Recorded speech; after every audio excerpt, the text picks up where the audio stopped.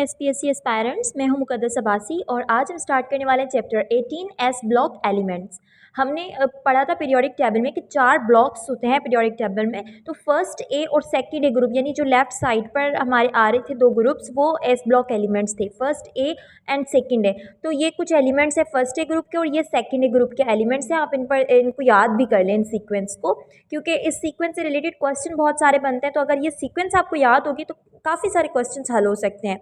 जैसे कि इनकी इलेक्ट्रॉनिक कन्फिगरेशन है, अगर आपसे पूछी जाए कि पोटाशियम कौन से पीरियड से है, तो हम एकदम से या तो फिर हमें इसका एटॉमिक नंबर याद हो कि हम इसकी इलेक्ट्रॉनिक कन्फिगरेशन कर सकते हैं, या फिर हम इसकी ना सीक्वेंस याद हो। अगर सीक्वेंस याद है आप आसानी से 2, 3, 4 लगाकर आप अंदाज़ा लगा सकते हो कि कौन से पीरियड से ये ताल्लुक़ रखता है। तो इसी तरीके से ये सेकेंड ग्रुप के एलिमेंट्स हैं। आप देखेंगे कि यहाँ पर सेकंड शेल की फिलिंग हो रही है, यहाँ पर थर्ड शेल की, इस तरीके से। अब आप लिथियम को देखें, लिथियम के आगे हीलियम क्यों लिखा हुआ है? क्योंकि हीलियम की इलेक्ट्रॉनिक कन्फिगरेशन होती है 1s2। उसके बाद आप 2s1 लगा लें तो ये हीलियम की इलेक्ट्रॉनिक कन्फिगरेशन बनी। नियॉन का एटॉमिक नंबर होता है 10, 10 के बाद 3s1 यानी 11 इलेक्ट्रॉन्स आ गए। सोडियम का एटॉमिक नंबर भी 11 होता है। तो ये जो हीलियम, नियॉन, आर्गन है, ये असल में नोबल गैसेज हैं। तो लिथियम हीलियम की तरह बनना चाहता है, सोडियम जो है वो नियॉन की तरह, पोटेशियम आर्गन की तरह। ये इस तरीके से हम समझ सकते हैं इस चीज़ को। यहाँ पर कुछ याद करने वाली इन्फॉर्मेशन लिखी हुई है, जैसे फ्रांसियम और रेडियम रेडियो एक्टिव एलिमेंट होते हैं। फर्स्ट ए ग्रुप को हम अल्कली मेटल कहते हैं, क्योंकि ये जो हाइड्रोक्साइड बनाते हैं, सोल्यूबल हाइड्रोक्साइड जो बनाते हैं, वो अल्कलाइन नेचर के होते हैं। जैसे हमने मोस्ट फेमस सोडियम का हाइड्रोक्साइड पढ़ा ही है, that is NaOH। This is sodium hydroxide, जो कि बेस नेचर का है, अल्कलाइन नेचर का है, और इसी वजह से हम इसको अल्कली मेटल कह रहे हैं। सेकेंड ग्रुप के जो एलिमेंट्स हैं वो भी सोल्यूबल हाइड्रोक्साइड बनाते हैं, लेकिन वो सोल्यूबल इतने नहीं होते, स्पेरिंगली सोल्यूबल ही होते हैं। लेकिन इनको हम अर्थ मेटल क्यों कह रहे हैं? क्योंकि इनके जो ऑक्साइड्स हैं वो नेचुरली अर्थ में मिल रहे होते हैं, इस वजह से। अब अगर हम ग्रुप ट्रेंड्स पर आए, ग्रुप ट्रेंड यानी प्रॉपर्टीज़ का रिपीट होना। अब सबसे पहले इलेक्ट्रॉनिक नेगेटिविटी को देखते हैं। इलेक्ट्रोनेगेटिविटी कहते हैं इलेक्ट्रॉन जो शेयर्ड हुए हुए हैं 2 एटम्स के बीच में। For example this is atom A, this is atom B. इन्होंने शेयरिंग ऑफ इलेक्ट्रॉन की, अब ये बीच में रहे इलेक्ट्रॉन। लेकिन अगर ये दोनों एलिमेंट जो है वो डिफरेंट हैं, तो एक की इलेक्ट्रोनेगेटिविटी ज़्यादा होगी, किसी की भी हो सकती है। तो जिसकी ज़्यादा होगी वो इस शेयर्ड पेयर को अपनी तरफ खींच लेगा। तो अगर ए की ज़्यादा है तो ये शेयर्ड पेयर यहाँ रहेगा।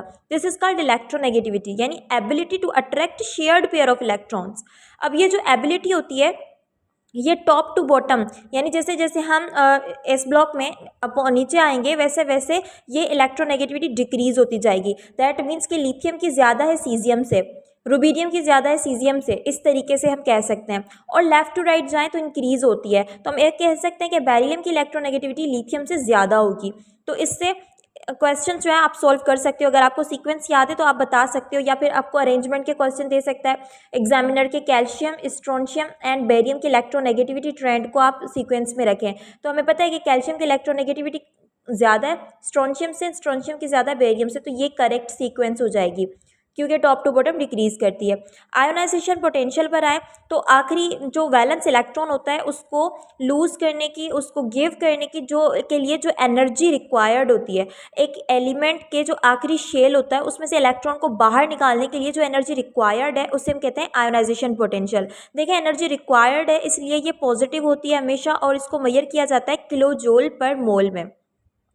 अब ये डिपेंड करेगी कि न्यूक्लियस कितनी फोर्स से उस इलेक्ट्रॉन को पकड़ के बैठा हुआ है। अगर न्यूक्लियस के करीब होगा वो आखिरी इलेक्ट्रॉन, तो बहुत ही मुश्किल से वो इलेक्ट्रॉन बाहर निकलेगा, क्योंकि न्यूक्लियस ने उसको टाइटली पकड़ रखा है। तो उसके लिए और ज़्यादा एनर्जी चाहिए होगी। अगर साइज़ बड़ा होगा तो न्यूक्लियस से आखिरी इलेक्ट्रॉन और दूर हो जाएगा। जब दूर हो जाएगा तो इतनी ज़्यादा फोर्स नहीं लगेगी, थोड़ी सी आयोनाइजेशन पोटेंशियल अप्लाई करोगे तो इलेक्ट्रॉन बाहर आ जाएगा।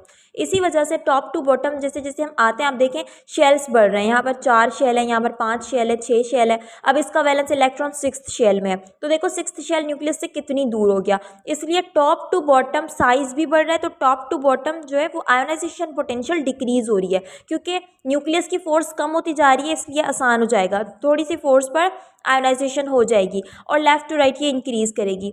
रेडियस साइजेस पर आए तो साइज ऑफ द एटम भी टॉप टू बॉटम इंक्रीज करता है, और left to right top to bottom increase, yes. Left to right जो है वो इंक्रीज डिक्रीज कर रहा होता है। हाइड्रेशन एनर्जी हम कहते हैं एनर्जी रिलीज्ड जब नए बॉन्ड्स बन रहे हों between ions and water molecules और आयंस के बीच में जब बॉन्ड बने और जो एनर्जी रिलीज हो उसे हम कहते हैं हाइड्रेशन एनर्जी। ये भी टॉप टू बॉटम डिक्रीज होती है, लेफ्ट टू राइट इंक्रीज होती है और हमेशा नेगेटिव होती है। बाद इलेक्ट्रोड पोटेंशियल है। इलेक्ट्रोड पोटेंशियल यानी अब देखिए फर्स्ट एंड सेकेंड ग्रुप के एलिमेंट्स जो होते हैं उनकी इलेक्ट्रोड पोटेंशियल यानी जो रिडक्शन पोटेंशियल है वो नेगेटिव होती है, क्योंकि वो रिडक्शन नहीं करते, वो ऑक्सीडेशन करते हैं, वो इलेक्ट्रॉन को लूज करते हैं, इसलिए जो उनकी वैल्यू है वो नेगेटिव है, यानी वो ये शो कर रही है कि इनकी ऑक्सीडेशन होती है ना कि reduction. They are reducing agents actually. और उनकी जो इलेक्ट्रोड पोटेंशियल है वो टॉप टू बॉटम इंक्रीज कर रही होती है। डेंसिटी और मेल्टिंग पॉइंट बॉइलिंग पॉइंट पर आए तो वो टॉप टू बॉटम डिक्रीज हो रही है, लेफ्ट टू राइट इंक्रीज हो रही है। केमिकल प्रॉपर्टीज़ पर आएँ तो ये केमिकली रिएक्टिव होते हैं सिवाय बेरिलियम और मैग्नीशियम के, और उनकी reactivity top to bottom increase करती है, लेफ्ट टू राइट डिक्रीज़ करती है। यहाँ पर आप कुछ पॉइंट्स जहन में रखें कि ये सिर्फ आपको देखकर ऐसा लग रहा है कि याद हो गई, लेकिन जब हम सॉल्व करने बैठते हैं तो इस तरीके से क्वेश्चन आते हैं, जैसे दो एलिमेंट्स दे दिए लिथियम एंड सोडियम, पूछ लिया कि इन दोनों में से ज़्यादा रिएक्टिव कौन है। अब हमें कैसे पता चले, उस वक्त हम कंफ्यूज हो जाते हैं, हमें कैसे पता कि कौन सा ज़्यादा रिएक्टिव है। तो हमें पता है क्योंकि हमने ये याद किया कि टॉप टू बॉटम हम जाएंगे तो रिएक्टिविटी तो इंक्रीज करेगी, और बॉटम में सोडियम आ रहा है यानी सोडियम जो है is more reactive than lithium. तो ये चीज़ इतनी मुश्किल नहीं होती उस वक्त जब हमें लग रही होती है, क्योंकि हमने याद की हुई है ये चीज़ें। तो लेफ्ट टू राइट जो है वो डिक्रीज होती है इनकी केमिकल रिएक्टिविटी। अब अच्छा ये अब जो मैन्युफैक्चरेंस आ रही है इसमें स्टूडेंट्स कहते हैं कि हम क्या क्या याद करें, इसमें इतने सारे कंपाउंड्स हैं, उनके प्रोसेस दिए हुए हैं। देखें आप हर एक प्रोसेस में ये देख लें कि ये प्रोसेस यूज़ क्यों हो रहा है, ये चीज़ याद रखनी है पहली तो। जैसे डाउन्स प्रोसेस है, क्यों यूज़ हो रहा है, सोडियम मेटल की मैन्युफैक्चर के लिए, ना कि सोडियम क्लोराइड, सोडियम मेटल की मैन्युफैक्चर हो रही है। दूसरा पॉइंट आपने कैथोड और एनोड की सिलेक्शन याद करनी होती है कि कैथोड क्या है, एनोड क्या है। यहाँ पर तो एनोड यहाँ पर ग्रेफाइट लिया जाता है और कैथोड आयरन लिया गया डाउन्स प्रोसेस में। फिर इलेक्ट्रोलाइट भी याद रखा करें कि सोडियम को मैन्युफैक्चर करने के लिए हम कौन सी चीज़ यूज़ कर रहे हैं, हम सोडियम क्लोराइड यूज़ कर रहे हैं, वो भी मोल्टन फॉर्म में, मेल्ट हुआ हुआ मोल्टन सोडियम क्लोराइड हमने एज एन इलेक्ट्रोलाइट यूज़ किया। उसके साथ कैल्शियम क्लोराइड भी है, और कैल्शियम क्लोराइड क्यों यूज़ किया है, क्योंकि ये melting point of sodium chloride को डिक्रीज करेगा फ्रॉम 801 टू 600 सेंटीग्रेड। बस ये 3-4 चीज़ें याद करनी होती है, फिर तो आसान है कि जैसे इलेक्ट्रिसिटी पास होगी Na अलग हो जाएगा, Cl माइनस अलग हो जाएगा, Cl पर आएगी माइनस चार्ज, Na पे प्लस चार्ज, तो ये प्लस हमेशा कैथोड की तरफ जाएगा क्योंकि cathode is always negative in an electrolytic process. और क्लोरीन जो है वो नेगेटिव है तो ये हमेशा एनोड की तरफ जाएगा यानी पॉजिटिव की तरफ। तो आपसे इस तरीके से सवाल पूछा जाता है कि क्लोरीन जो है उसकी रिडक्शन होगी, ऑक्सीडेशन होगी, क्लोरीन कहाँ जाएगा, तो याद रखें क्लोरीन हमेशा नेगेटिव चार्ज है तो एनोड की तरफ जाएगा, पॉजिटिव की तरफ जाएगा, और एनोड पे हमेशा क्या होती है, ऑक्सीडेशन होती है, तो एनोड पे आके ऑक्सीडेशन होगी और कैथोड पे रिडक्शन होगी। तो ये इलेक्ट्रोलाइसिस प्रोसेस में आपको चीज़ें याद करनी है। सोडियम क्लोराइड के कुछ कैरेक्टर्स याद कर लें, जैसे इसके कुछ नाम है, ये गिवन है नाम, और ये कुछ कैरेक्टर्स यहाँ पर याद करने वाली चीज़ें हैं, यूजेस हैं इसके, ये देख लीजिएगा। सोडियम क्लोराइड के जो सैचुरेटेड सॉल्यूशन होता है उसको हम ब्राइन कहते हैं, दिस इज ऑल्सो इम्पॉर्टेंट। अब जो नेक्स्ट इसका कंपाउंड हम पढ़ेंगे that is sodium carbonate. Sodium carbonate को मैन्युफैक्चर करने के लिए अमोनिया सॉल्वेट प्रोसेस यूज़ होता है। इसमें जो रॉ मटेरियल्स चाहिए that is brine, sodium chloride, limestone and ammonia gas. Limestone से हमें कार्बन डाइऑक्साइड चाहिए एक्चुअली, और सोडियम क्लोराइड से हमें ब्राइन लेना है। तो इन सब चीज़ों को मिक्स करके हम बना सकते हैं सोडियम कार्बोनेट। कुछ स्टेप्स हैं 3 जिसके अंदर ये बन जाएगा। जैसे स्टेप 1 है, इसमें अमोनिएशन ऑफ ब्राइन होगी, यानी ब्राइन और अमोनिया को मिक्स करके टावर के अंदर इन किया जाता है। ये टावर आप देख लें गौर से, इसके अंदर जैसे ही अमोनिया और सोडियम क्लोराइड का सोल्यूशन जो है, यानी जिसको हम कह रहे हैं अमोनिकल सोल्यूशन या अमोनिकल ब्राइन, ये यहाँ से एंटर किया जाएगा। तो बैफल टाइप देखें, इसमें मशरूम टाइप बैफल्स लगे हुए होते हैं, जैसे ही ये आते हैं तो प्रॉपर सेचुरेशन हो जाती है इनकी, और जैसे जैसे नीचे आएंगे ये जो टावर है इसको हम कहते हैं सॉल्वे टावर। और स्टेप 2 में क्या होगा कि यहाँ पर ना नीचे उसको लाइमस्टोन को हीट किया जाता है। लाइमस्टोन को हीट करने से कार्बन डाइऑक्साइड और कैल्शियम ऑक्साइड बनती है, तो कार्बन डाइऑक्साइड को इस पाइप से एंटर किया जाता है। तो ये अमोनिकल सॉल्यूशन जैसे ही ऊपर से आ रहा होता है तो स्टेप 2 के अंदर कार्बन डाइऑक्साइड उसमें मिक्स हो जाती है, that step is called carbonation of ammoniated brine. जो ऊपर से अमोनिएटेड ब्राइन आया उसकी क्या हो गई, कार्बोनेशन हो गई। As a result sodium bicarbonate बनी और अमोनियम क्लोराइड बनी। इनको जो है स्किप नहीं करना, ये रिएक्शंस नेसेसरी हैं, पूछा जाता है ये कि सोडियम बाइकार्बोनेट कौन से प्रोसेस में बनी है और किस तरीके से बनी है, ये याद रखनी है चीज़ें आपने। सोडियम बाइकार्बोनेट और अमोनियम क्लोराइड बनी है।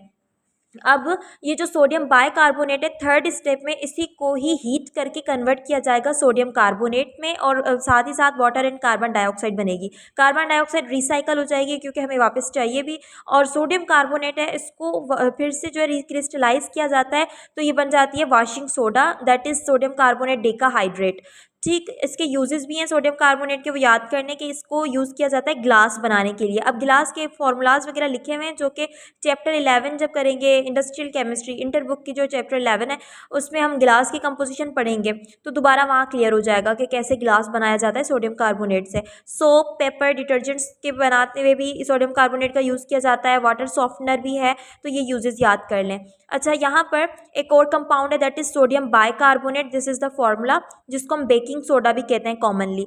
अब ये जो बेकिंग सोडा है, सोडियम बाइकार्बोनेट है, इसको बनाने के लिए एक तो ये मेथड है कि सोलवेट आवर में भी बन जाता है, ये देखिए यहाँ पर सेकंड स्टेप में ही बन गया है सोडियम बाइकार्बोनेट, लेकिन इस स्टेप में ये यहाँ पर जब बन रहा होता है सोलवेट आवर में, तो इसको कन्वर्ट कर दिया जाता है सोडियम कार्बोनेट में, यानी ये पूरा यूज्ड अप हो जाता है। तो अगर हमें अलग से सोडियम बाइकार्बोनेट बनाना है तो सोडियम कार्बोनेट को यूज़ करके ही बनाएंगे, इसके साथ हम वाटर एंड कार्बन डाइऑक्साइड को मिक्स कर देंगे तो बाइकार्बोनेट बन जाता है।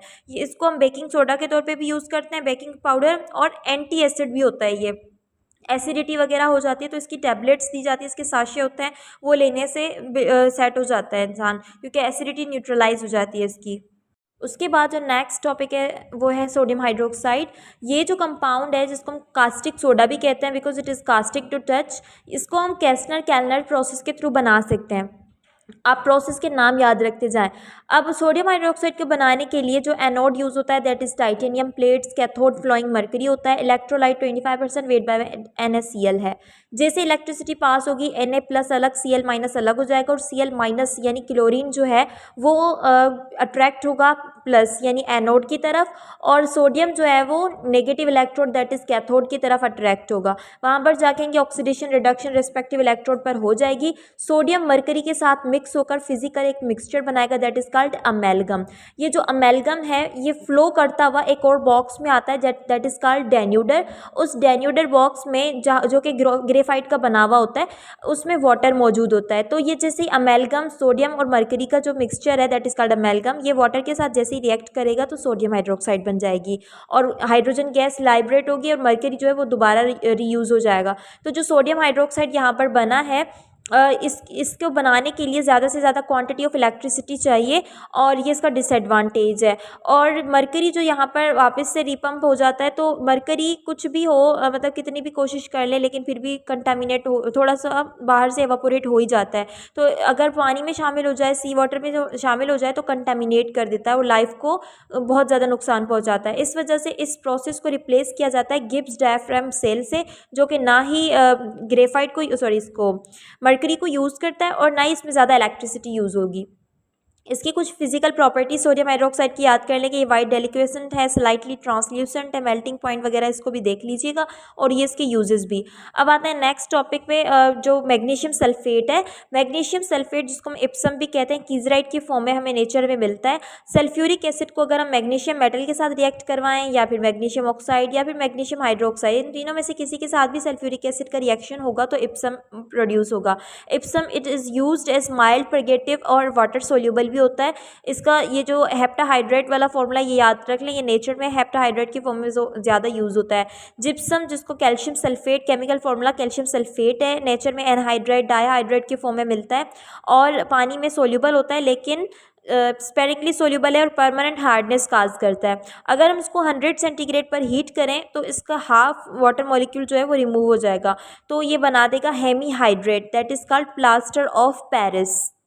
जो एनहाइड्रस कैल्शियम सल्फेट होती है जिसमें वाटर रिमूव हुआ हुआ होता है उसको और जिप्सम को साथ में हम सीमेंट बनाने के लिए यूज़ किया जाता है। प्लास्टर ऑफ पेरिस को भी सर्जरी कास्टिंग वगैरह में मोल्ड्स बनाने के लिए यूज़ किया जाता है। अब लास्ट में जो टॉपिक है that is bleaching powder. Calcium oxychloride इसका फॉर्मूला होता है, केमिकल फॉर्मूला है इसका। जो ब्लीचिंग पाउडर है, इसको सबसे पहले प्रोफेसर ऑर्डलिंग ने हसन क्लेवर प्रोसेस के थ्रू प्रिपेयर किया था, जिसमें इन्होंने यूज़ किया था slagged lime that is calcium hydroxide plus chlorine, और बनाया था कैल्शियम ऑक्सीक्लोराइड। ये वाइट एमॉर्फस पाउडर होता है जिसमें क्लोरीन की स्मेल होती है। ये जो कैल्शियम ऑक्सीक्लोराइड है that is called bleaching powder. ये ब्लीचिंग पाउडर जब रिएक्ट करेगा एसिड या वाटर के साथ तो क्लोरीन को रिलीज़ करेगा, और अगर कार्बन डाइऑक्साइड के साथ रिएक्ट करेगा तो हाइपोक्लोरिक एसिड को रिलीज़ करेगा। ये उसके कुछ यूजेस हैं, ये भी याद कर लें। अब आप इससे रिलेटेड एमसीक्यू सॉल्व करें। बुक रीडिंग करना मत भूलिएगा, book reading is necessary. Thank you so much, take care, अल्लाह हाफिज़।